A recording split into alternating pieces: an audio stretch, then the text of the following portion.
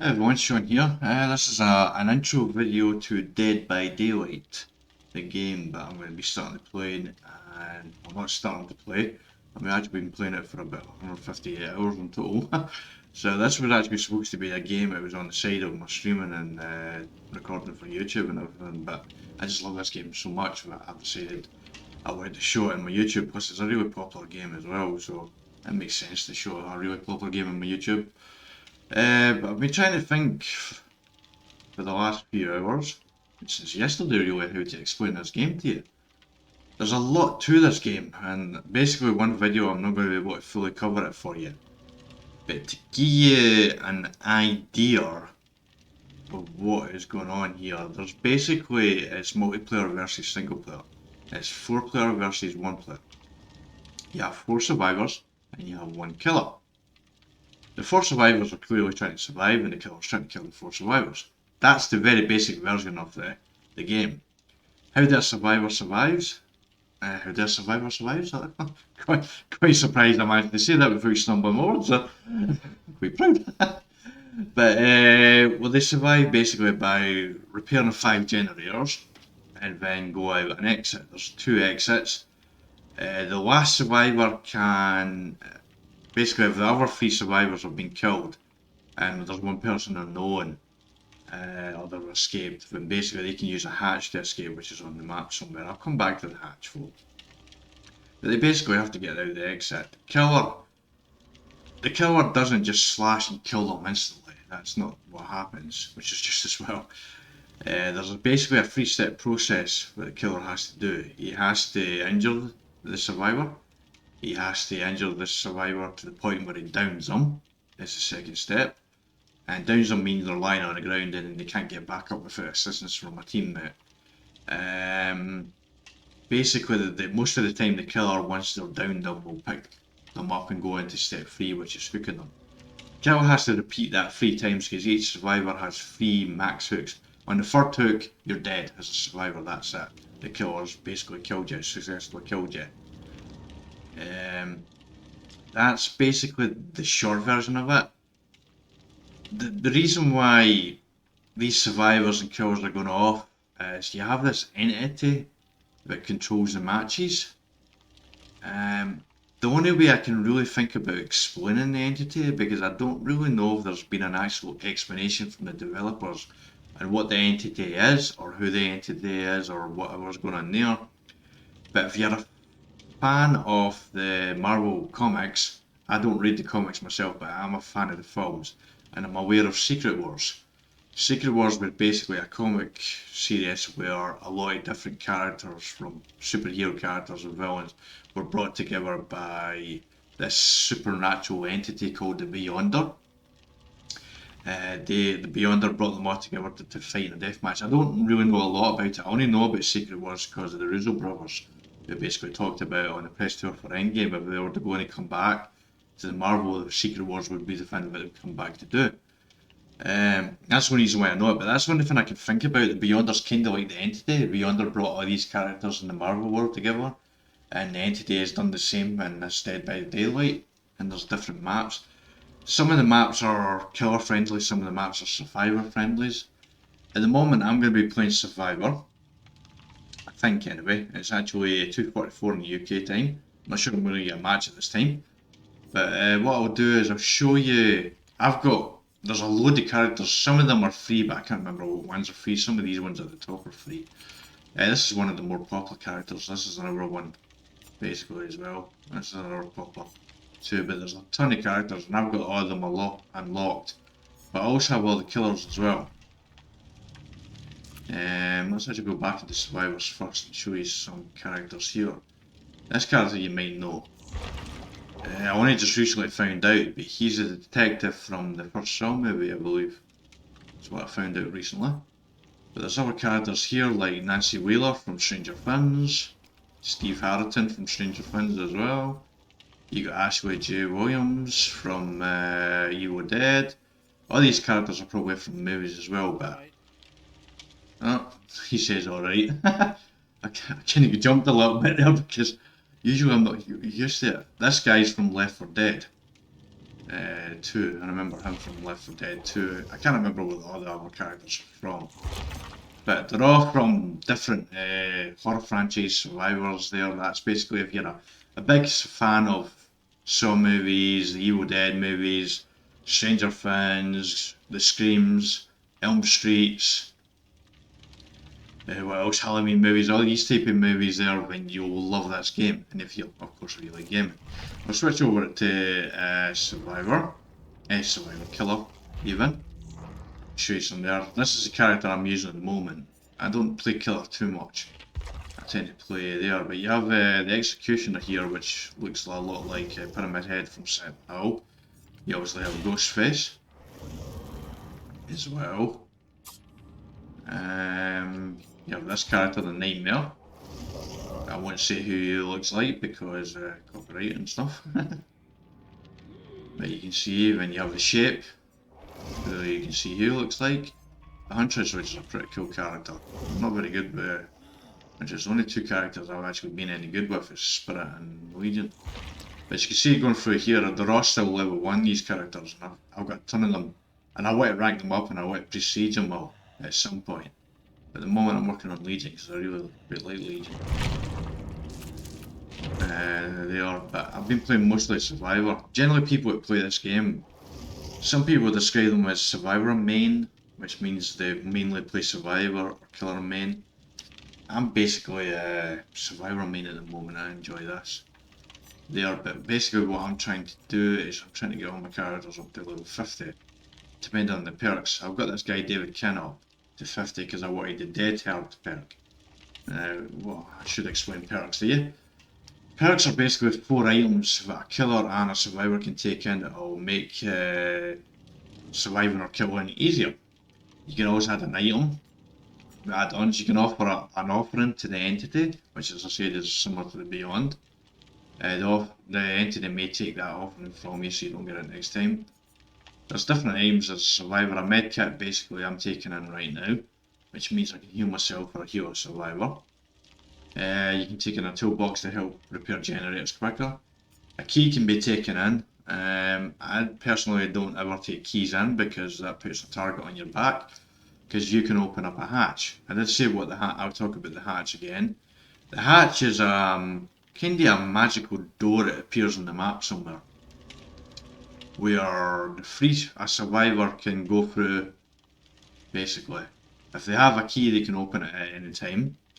But if they don't have a key, then the hatch will only open when there's 1 survivor left on the map. Either they were free or died or they escaped. So that last survivor, if maybe the killer's blocking them from the exit, they can maybe find the hatch and get through it. But this key will allow them to open it sooner and basically disappear. But I'm not a big fan of it. I'm wary when I see a player with a key, because I don't know if that player's just going to bail at any point or they're going to stick around, because Survivor is very much teamwork. You have to work with a team. If someone's getting chased by the killer, you have to be on a generator. If you're getting chased by the killer, you want your teammates to be on a generator as well. The ideal scenario right at the beginning of the match is to have 3 players on a generator, 3 separate generators, and have the killer focusing on 1 survivor, trying to catch 1 survivor who's very good at looping them around buildings and stuff, which is not very easy to do because the killers are generally faster than you. So the killer have perks as well, and they have offerings and add-ons and stuff like that to make it easier for them to kill you or find you and kill you and do all different things. I'll not go into too much with the perks, but I will explain the ones that I'm using right now. I have Dead Hard, which is one of my favourites. I got this, that's why, because the thing with to explain with these survivors, you get them up to rank 35. They basically have personal perks, and once you get to 35 you can start unlocking the personal perks, so all your survivors can use that personal perk.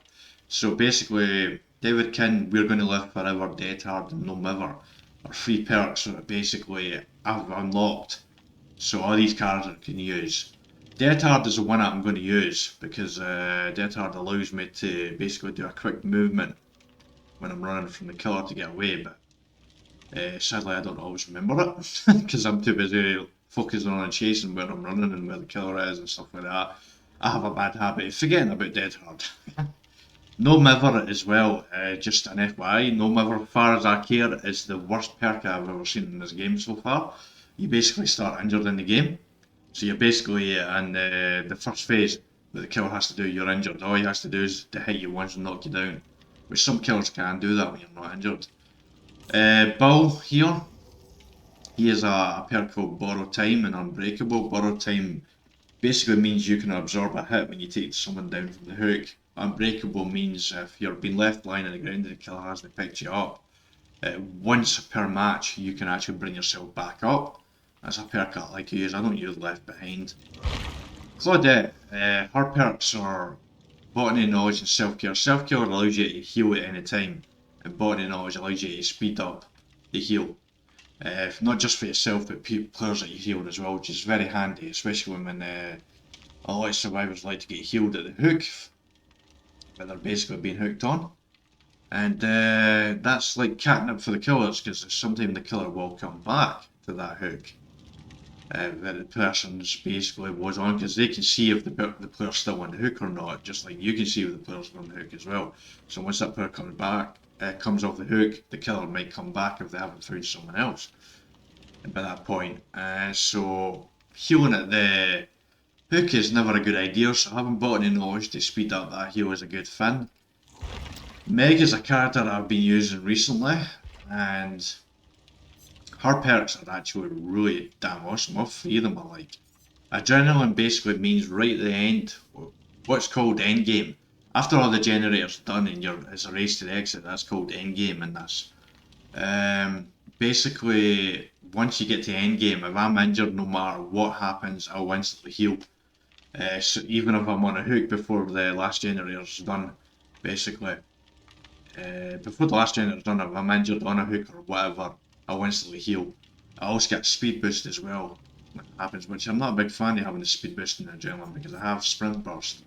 That kind of takes my sprint burst away from me, which I would really like to have at the end as well, because I like to use that when the killer basically approaches me in a generator and I can just sprint off and get a head start. The killer can still track me down, folk, because I do leave track marks, red track marks, that the killer can track you as well. Dead Hard, as I say, is an item that I have basically, as you can see during a dash, I can avoid a damage, avoid a hit, but I can only use it once during a chase.